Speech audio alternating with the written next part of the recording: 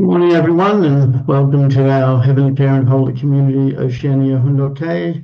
And as the internet is still a problem in Solomon Islands, we'll have Reverend Stone present this morning on this Wednesday, the 17th of September, 2025, or the 26th of July in the 13th year of Chomilguk.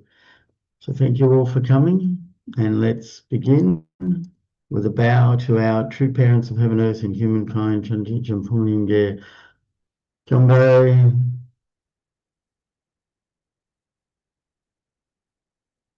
Pado. And let's recite our family pledge, both in Korean and English. 가존맨세 3.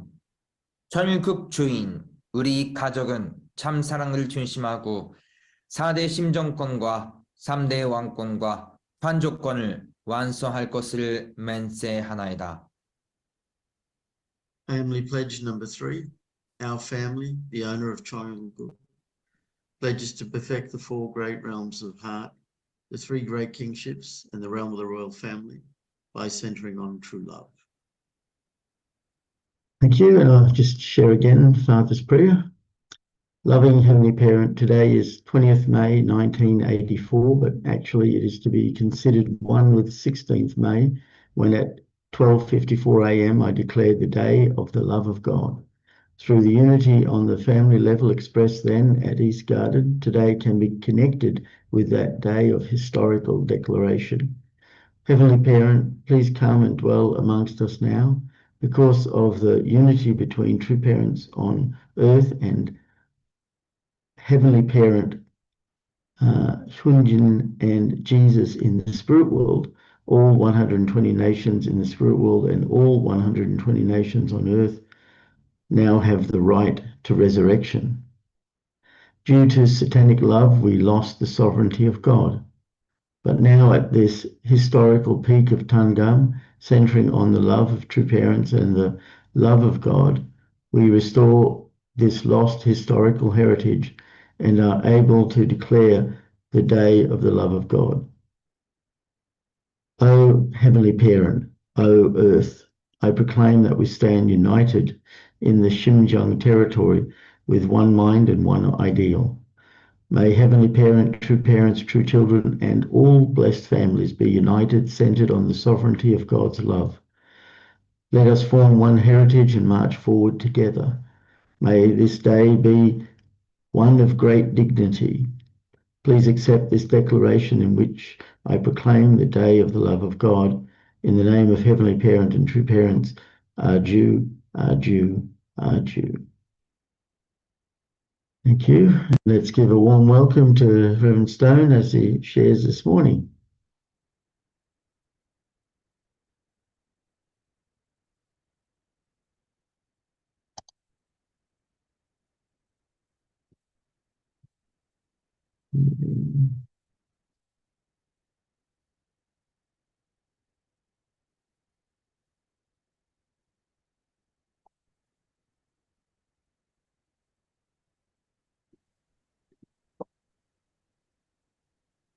Morning. Yeah. Hear me okay? Yep, can hear you and see you. Yes. Oh, lovely. Okay. All right. Let's see.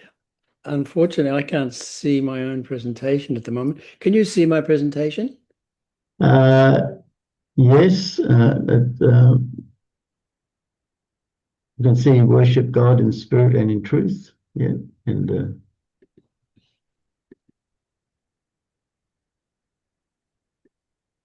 It's saying my screen sharing is paused.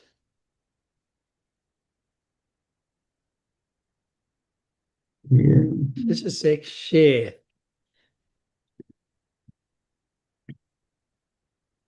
Maybe I'll stop sharing and then try again. Yeah.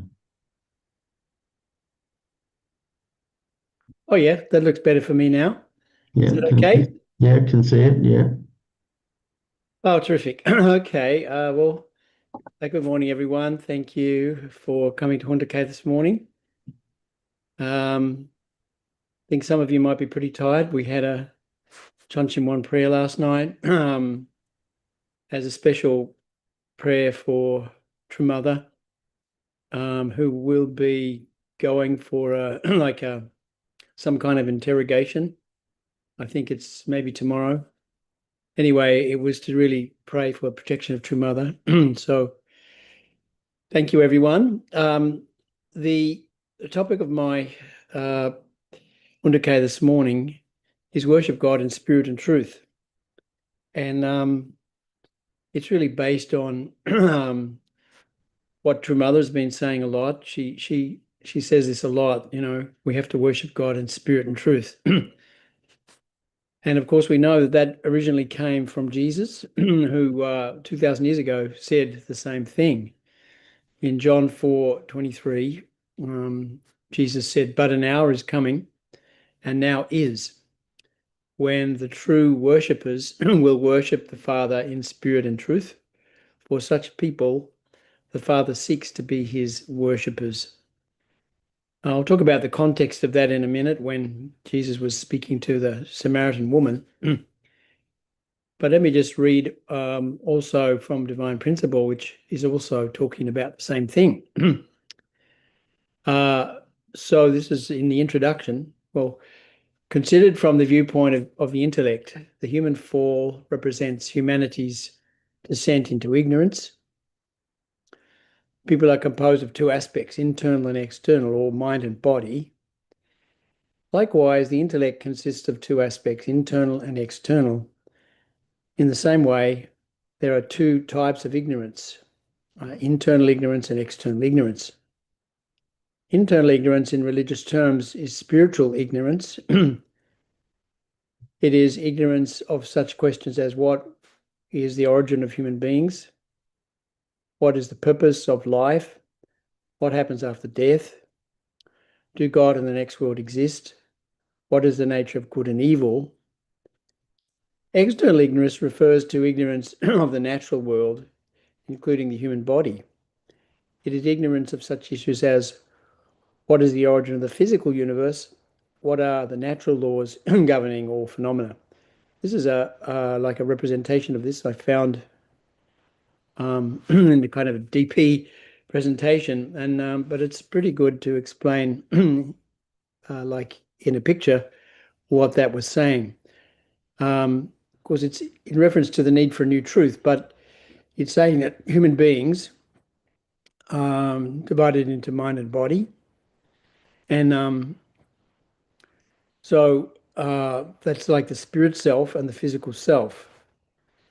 So if we don't understand our spiritual reality, spiritual truth, which is what happened when we fell, when the fall occurred. So we fell into internal ignorance of the spiritual laws and truth and reality.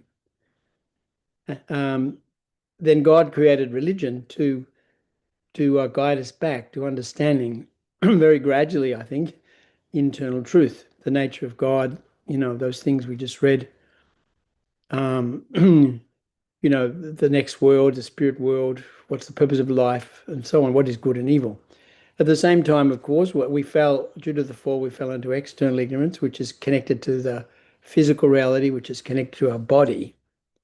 And so people have been pursuing science to uncover the laws that govern the physical universe, to regain external knowledge. And that the principle says that a new truth is required to be able to overcome the division between these two, because that it hasn't, like people scientists have often said that religion is just some kind of a fabrication, because you can't see it, you can't feel it, physically. So a new truth is needed to bring the two together into sort of harmony and bring us back to full knowledge, both internal and external. At some point in history, there must emerge a new truth which can reconcile religion and science and resolve their problems in an integrated understanding, as a quote from the principle as well. So, okay, so what I want to talk about is, we fell into a pretty bad condition. And page 333 of the Divine Principle states a similar sort of thing. Had human beings not fallen, their spirit self and physical self would have reached perfection together. Their spiritual intellect and physical intellect would have joined in complete harmony during earthly life. After human beings fell, they became ignorant of both the spiritual and physical worlds. God worked to overcome spiritual ignorance through religion and physical ignorance through science. And then another part of that same quote was, for the vast majority, spiritual growth remains a slow process. Although some people, like prophets, or some people gain spiritual enlightenment more quickly, but for the vast majority of us, spiritual growth remains a slow process. So we're kind of trapped in this ignorance, which is slowly dissipating, through the course of history, through the providence of God. This in blue highlight is just my own comments. It's not a DP or reference from father and mother's words. Many people wonder, is there a God? I can't see God. How can I know if something invisible is real or not? Especially in this secular materialistic era, when the Enlightenment thought has challenged belief in God and the spirit world, etc. So, I guess one thing that prompts me to talk about this more is my own children. I recall in the past, being a church pastor, so to speak, talking to the kids, and as they grow up, go to university, they meet, a lot of other ideas other than our own church understanding. So, some of them questioned and have questioned, I don't get this this religious thing, and so then they just pursue, the understanding that they pick up at university or through friends or media and reading or whatever. So it's pretty well influenced by a skepticism of religion. And so when I talk about the Enlightenment, I'll just look at that a little bit in a minute. But Enlightenment thought, the Age of Enlightenment, which impacted this era a lot. But I think the section I'm going to really mainly read from soon, is an amazing section that guides us how we can overcome this problem. That we can reestablish our spiritual eyes again. We can understand what is the reality of both physical law and spiritual law. Is really, really important. So, as I say, this is an amazing section which guides us how to find Heavenly Parent and how to resurrect ourselves step by step, and how to also approach others in terms of witnessing. Okay, so let's have a look at the current state of, say, a country like Australia or New Zealand, or the world. I guess you could say more, particularly the Western world, impacted a lot by the Enlightenment. So this is a well-known painting, a tribute to the Enlightenment, right? So anyway, the Enlightenment was like 17th, 18th century. And the DP also talks about this, the nature of this Enlightenment, because it went from the Renaissance to the Enlightenment as the second stage of the Renaissance, and then on to sort of Marxist communism as a kind of a pathway, the three stages of the development of Kane view of life. So in the DP pages, 354 to 5, preparation for the second coming, talks about the Kane view of life. This is what it says. Renaissance launched these two currents of thought, which were rooted in humanism. Instead of facilitating the internal inclination to seek God, it gave birth to a view of life which encouraged people to follow only external pursuits.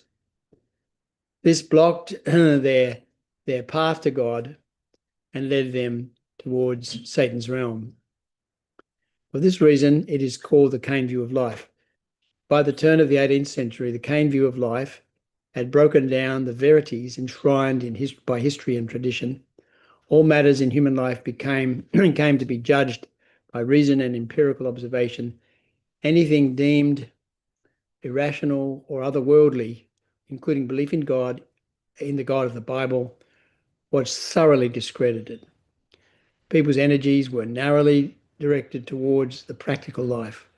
Such was the ideology of the Enlightenment, which developed out of two trends of empiricism and rationalism. The Enlightenment was the driving force behind the French Revolution. And of course, then that developed into the communism, which is really militantly atheistic. So, when we look at the history and what formed our current Western societies, yes, religion played an important part. Yes, there are a lot of churches and religions, but at the same time, if I look at Australia, it's sort of like,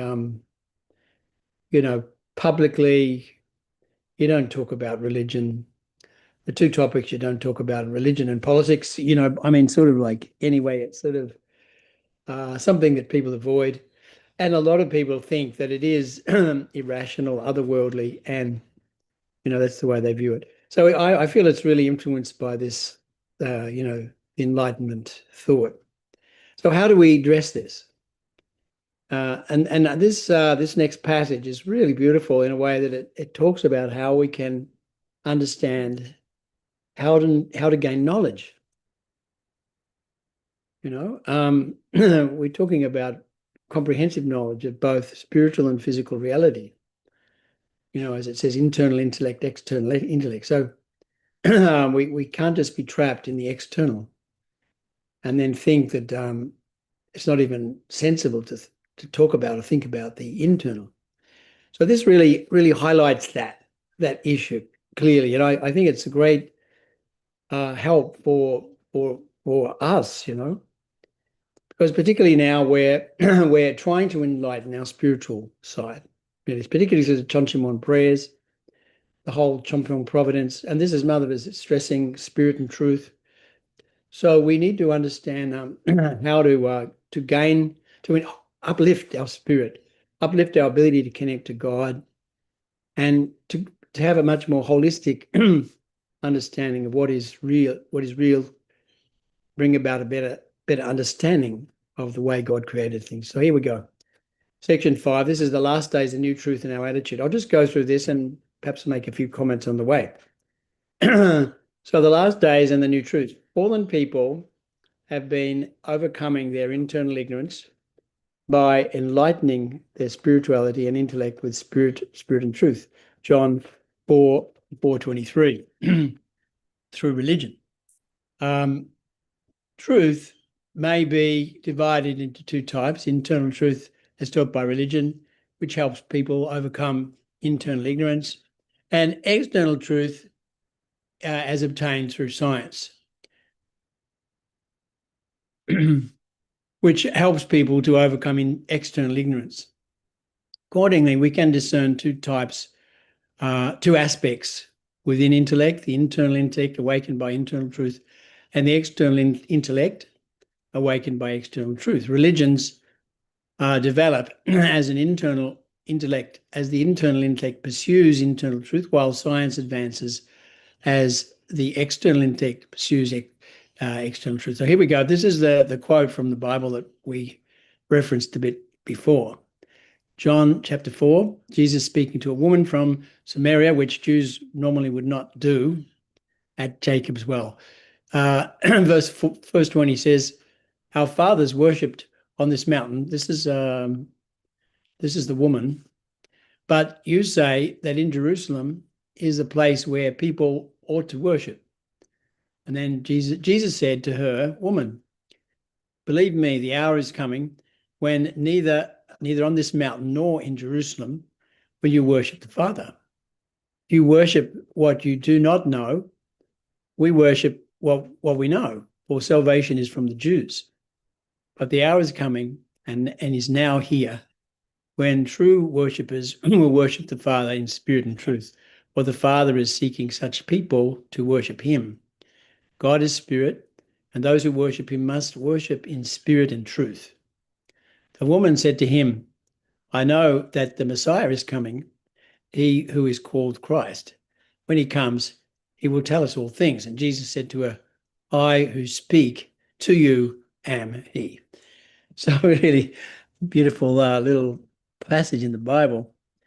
But it's interesting. Jesus, of course, he was the only begotten Son, and as such, as the first Son of God that was born after 4,000 years after Adam, and he was able to really connect with God in a way that others couldn't, and form a natural relationship with God from through his life, and so he came to be able to bring God's kingdom 2,000 years ago.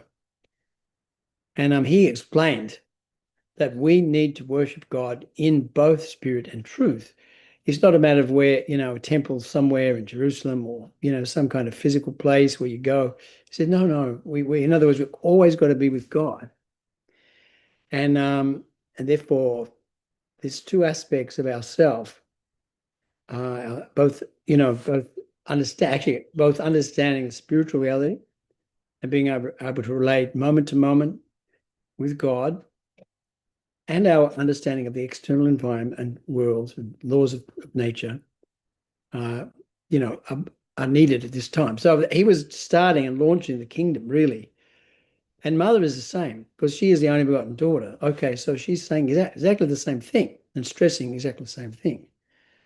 This is the dawn of a new era. And this is the way we have to be.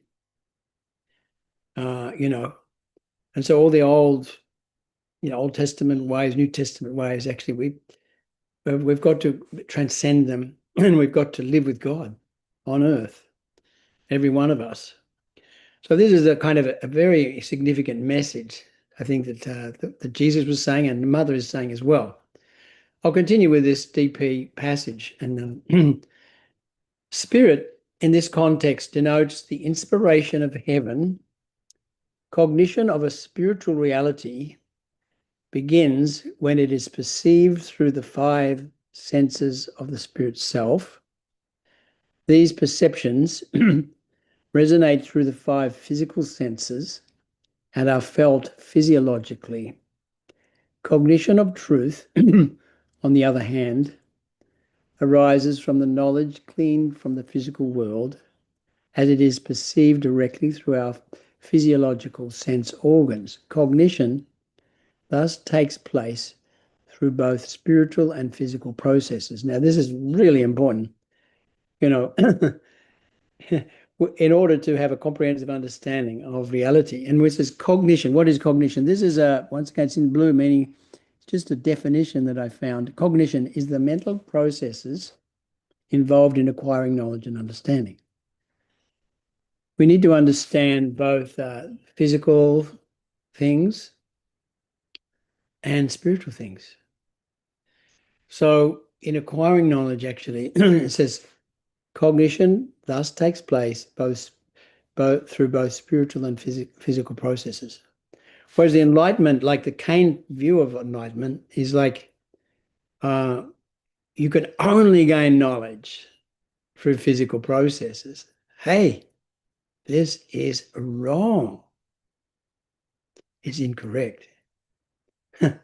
So you remain ignorant of spiritual processes because you actively, cut off the development of our spiritual senses and our ability to perceive God through our spirit and our spirit self.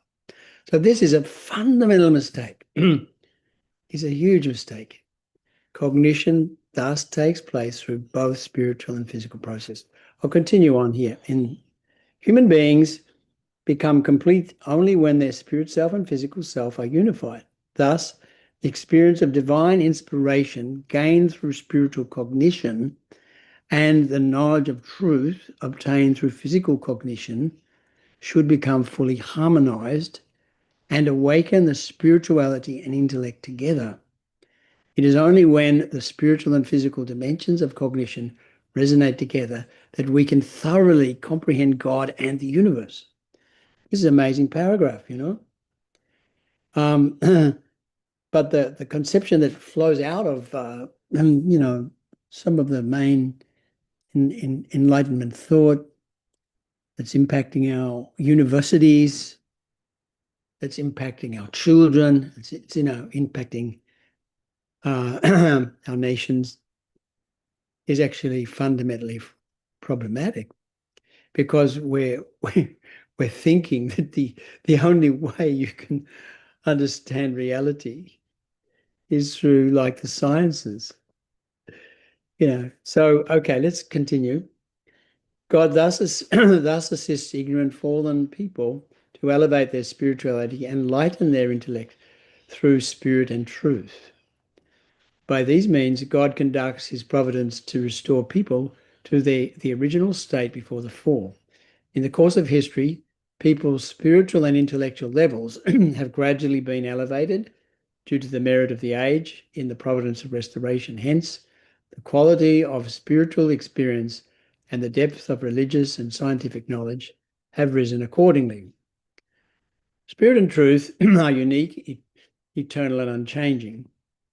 However, the degree and scope of their teaching and the means of their expression will vary from one age to another as they restore humankind from a state of utter ignorance. For example, in the age prior to the Old Testament, when people were still unenlightened and could not directly receive the word of truth, God commanded them to make sacrificial offerings as a substitute for the word. In the course of time, the spirituality and intellect of human beings were elevated to the point when, in Moses' day, God granted them the law. And at the time of Jesus, he gave the gospel. Jesus made it clear that his words were not the truth itself. Rather, he declared that he himself was the way, the truth, and the life. John 14:6. Jesus was the incarnation of the truth. His words were just a means by which he expressed himself. Thus, the scope and depth of Jesus' words and the method of his teaching varied according to whom he was speaking. In this sense, we must understand that the verses in the Bible are only one means of expressing the truth and are not the truth itself. The New Testament is but an interim textbook given to enlighten the people of 2,000 years ago, whose spiritual and intellectual levels were far lower than today. The modern scientific-minded thirst for the truth cannot be satisfied by expressions of truth which are limited in scope and couched in symbols and parables aimed specifically at instructing the people of an earlier age. For modern intellectual people to be enlightened in the truth, there must appear another textbook of higher and richer content with a more scientific method of expression.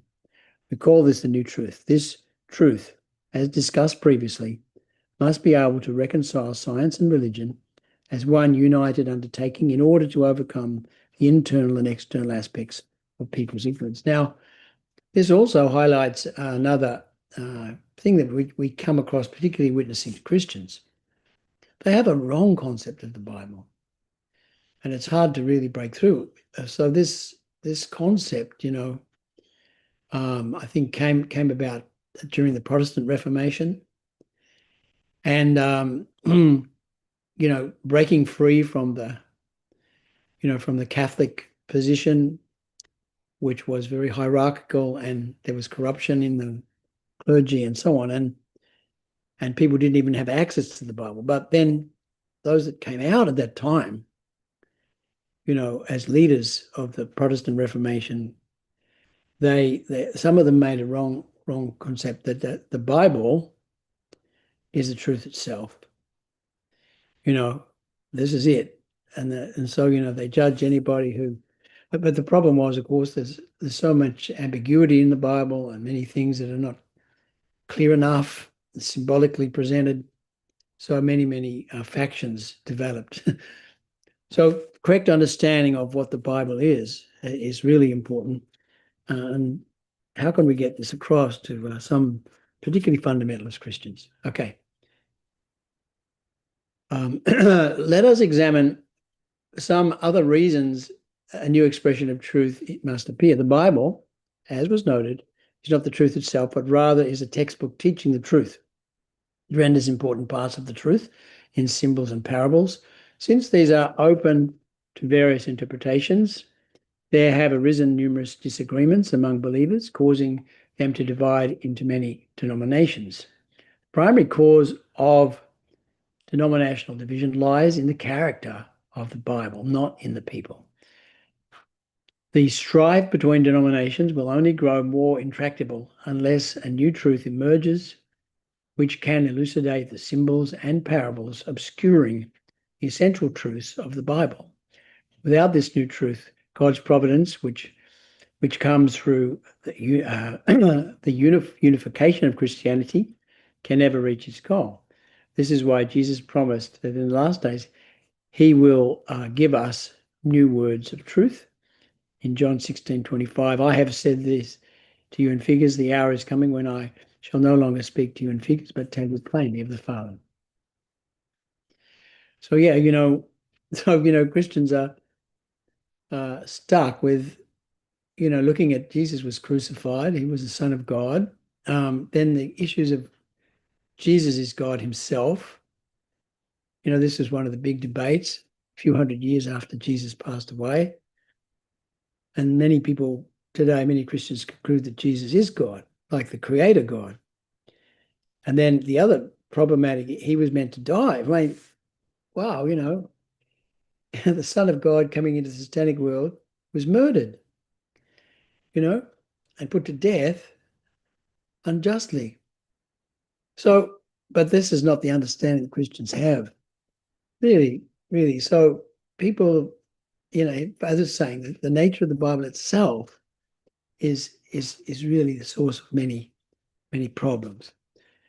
Continuing, due to the disbelief of the people of his time, Jesus died on the cross without being able to teach all that was in his heart. He said, if I have told you earthly things and you do not believe, how can you believe if I tell you heavenly things? John 3:12. What is more, Jesus added, I've yet many things to say to you, but you cannot bear them now, in John 16:12, disclosing how sorrowful he was about the inability of even his closest disciples to receive all that he wanted to share. Nevertheless, the words of Jesus that Jesus left unspoken will not remain forever a secret, but one day will be divulged through the Holy Spirit as the new expression of truth. As Jesus said, when the Spirit of truth comes, he will guide you into all truth, for he will not speak on his own authority, but whatever he hears, he will speak, and he will declare to you the things that are to come. John 16:3. Moreover, it is written, I saw on the right hand of him who was seated on the throne a scroll written within and on the back, sealed with 7 seals. Revelations 5:1. The words that Jesus wanted to give us are written down and sealed in this very scroll. When John wept because he could not find anyone worthy to open the scroll and read it in heaven and read it in heaven, on earth, or under the earth, one of the elders said, weep not, lo, the Lion of the tribe of Judah, the Root of David, has conquered, so that he can open the scroll and its 7 seals. Revelations 5:3-5. The Lion of the tribe of Judah, the Root of David, signifies Christ. The day must come when Christ will open the 7 seals of the scroll, whose contents have long remained secret to humankind, and reveal to the faithful the words of the new truth. Thus, this is why it is written, you must again prophesy about many peoples and nations and tongues and kings. Revelations 10:11. It is also prophesied that in the last days I will pour out my spirit upon all flesh. Your sons and daughters shall prophesy, your young men shall see visions, old men shall dream dreams. Acts 2:17. For all these reasons, we can expect the appearance of the new expression of truth in the last days. Okay, so this is,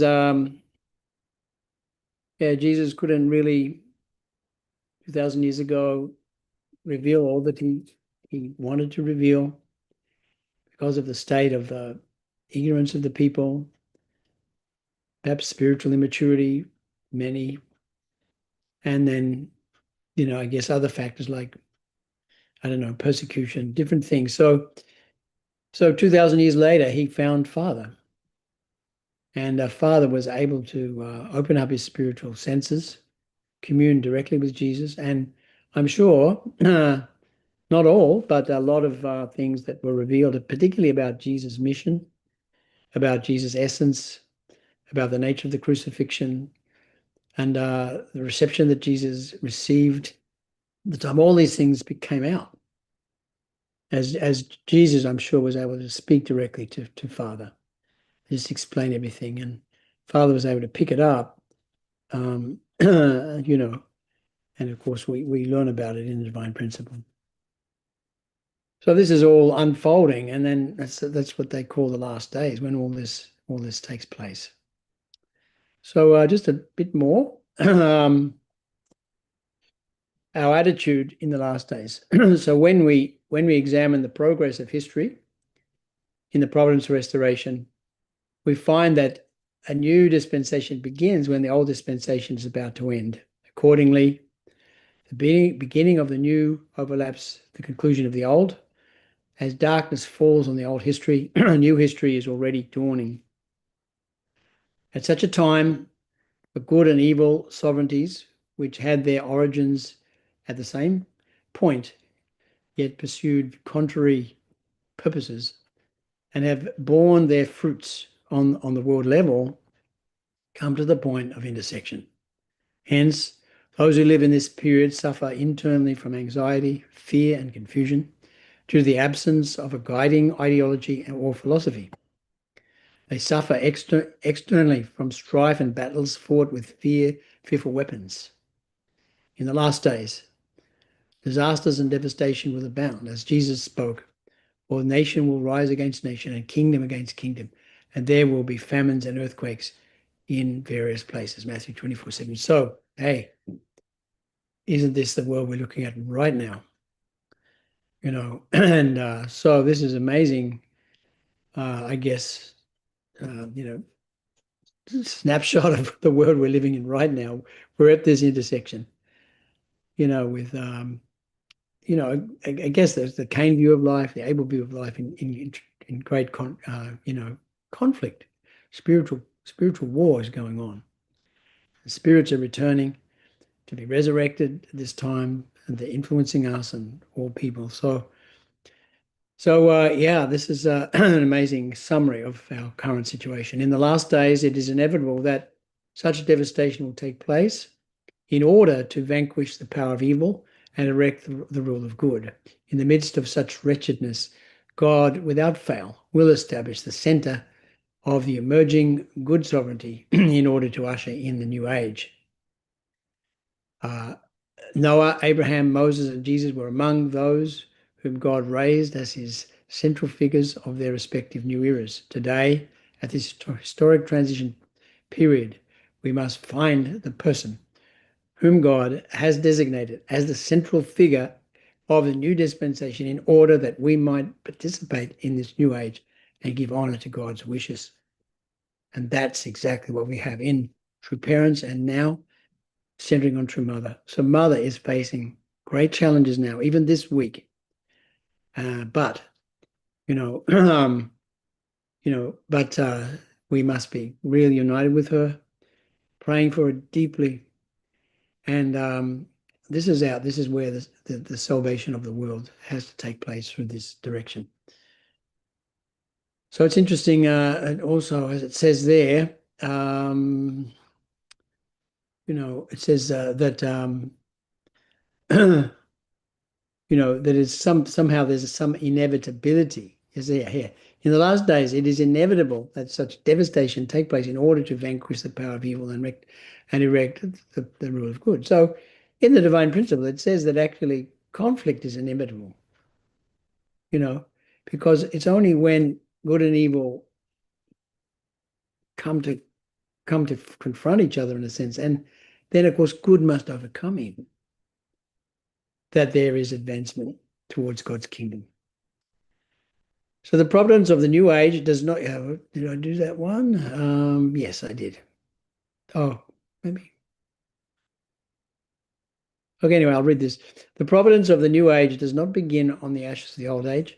On the contrary, the new age sprouts and grows amidst the final phases of the old age and comes into conflict with that age. Accordingly, it is difficult for a person steeped in the old tradition to understand or accept the new providence. This is why the saints and sages leading the dispensation of the new age were often persecuted and martyred as victims of the old age. Jesus, for example, who inaugurated the New Testament age, came at the close of the Old Testament age in such a way as to bewilder the faithful adherents of the Mosaic law. He was ostracized by the Jewish people and eventually crucified. And this is why Jesus said, new wine must be put into new wineskins. So Jesus is to come again at the close of the New Testament age. He will give us the new truth with which to found the new age, signified by the Bible's vision of the new heaven and new earth. Revelations 21, 1-7. Just as Jesus at the first coming was derided by the Jews as one possessed by Beelzebub, Matthew 12, 24. He will similarly be persecuted by Christians when he comes again. Jesus therefore prophesied that at his second advent, he must suffer many things and be rejected by this generation. Luke 17, 25. At this historic transition period, those who are comfortably entrenched in the ways of the old age will surely face judgment along with the old age. Oops, I'll just see how much left. Okay, 3 paragraphs left. So fallen people's spiritual sensibilities is extremely dull. Hence, they generally tend to adhere strictly to the letter of the truth in their efforts to follow God's providence. Such people cannot readily adjust themselves to the dispensation of New Age, even though the providence of restoration is moving towards it. They are generally too strongly attached to the outdated perspective provided by the doctrines of the Old Age.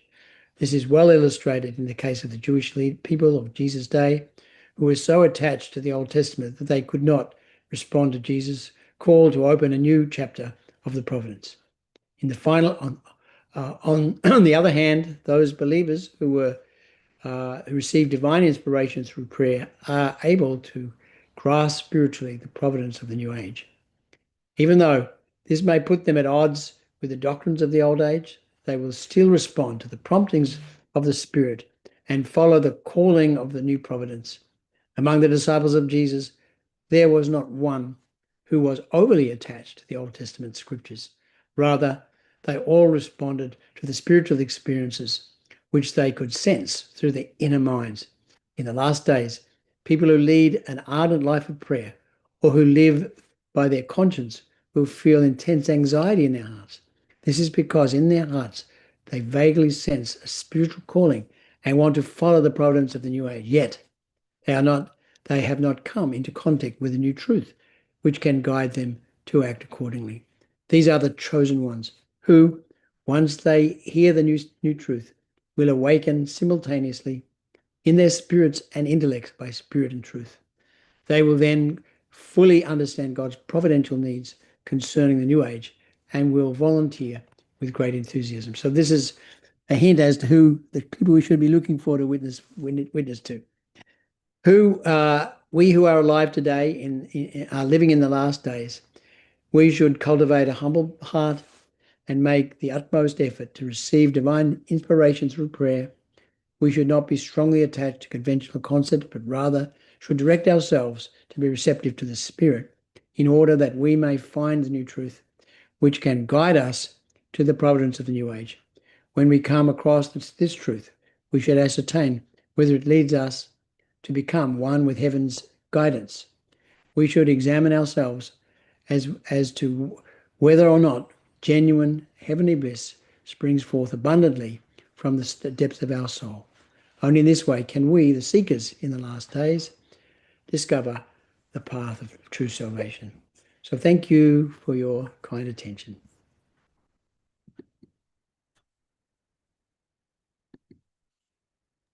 Thank you, Reverend Stone, for sharing with us really a great presentation and really putting it all very well together using divine principle and true parents' words and your own thoughts. Really becoming clear. I think you just practiced the definition of cognition just then, through spiritual and physical presenting to help us clearly understand a lot better. It's true, the spirit and truth, and as we know, we are still ignorant in many ways because of our own hanging on to our previous concepts, and that's why together with the spirit and truth, Mother also mentioned at the same time about the new wineskin and new wine, because we need a new vessel. The existing vessel is so caught up, as you pointed out. Christians are stuck with so many concepts, especially that concept that the Bible is the Word, and that the Word is the truth. But actually, Jesus clearly pointed that the expression is himself, the way, the truth, the life. It's not the words. The words are just a textbook, an explanation, a reminder. We really have to embody those two qualities, and that Mother talks about over and over again in the Bible, and Father always having that humble heart and seeking divine inspiration in prayer, and that together help to move spirit world so things can really balance correctly. We need to find that correct equilibrium between, because we're the expression of the spirit and the truth, because we have a mind and a body, and we have to become whole, and only by understanding it correctly can that take place. And so it's this time, as you started off at the very beginning, Mother is faced with needing to testify in court, and we pray that that is done well, and it doesn't affect the outcome, but of the unity of North and South Korea. I think it's everything is connected together. Mother also expressed how Christianity needs to unite, centered on her, and how Korea, we need a nation that's centered on God. So it's thank you, and things we need to put into practice, praying more for spiritual insights, and having that humble heart so that we obey heavenly laws without any influence from our own perspective, but just to vertically attend and align and horizontally unite, so that we really one family that God can be proud of. So thank you for sharing, and if there's anyone else who wants to make a comment, please do. Thank you.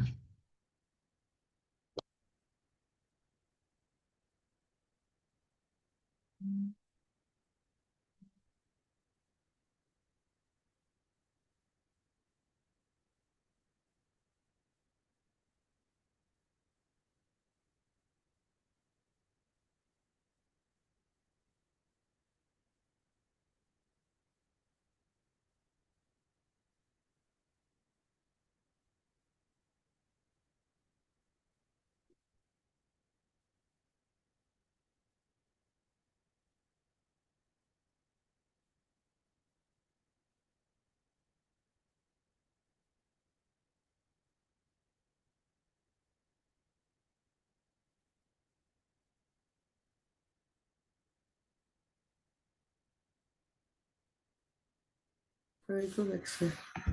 Go ahead, Peter. Mm-hmm. Finally, a comment. Thank you, Greg. That was great. Yeah, I mean, that is a very good part of the divine principle. I wasn't here for the start of it, but yeah, it really helps to guide us in this time. I'm thinking of going to the local churches, and that would some of those Bible quotes would really help. So I think I'll look those up, and yeah, that's the first step of witnessing down here in Taranaki. Yeah, that's all. Thank you. Thank you. Thank you.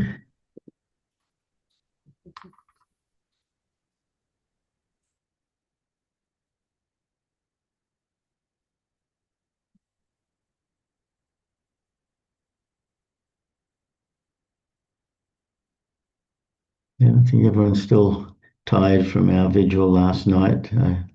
I'm sure our prayers collectively really do support our mother, and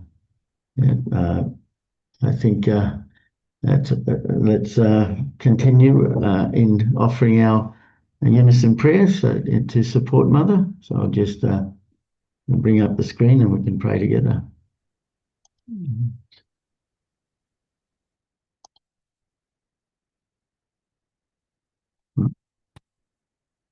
So let's pray together. Thank you.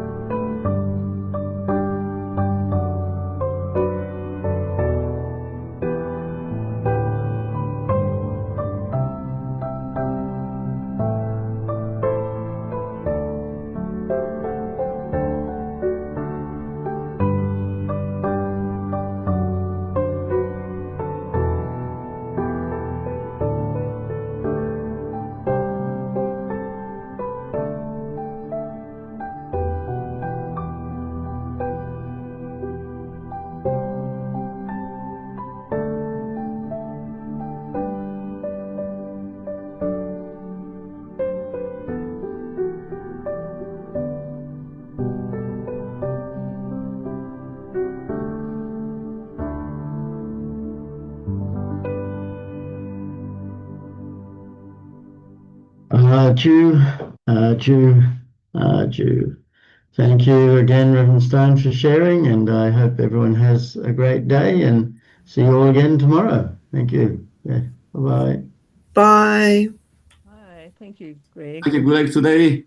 Yes, thank you. Thank you, Greg.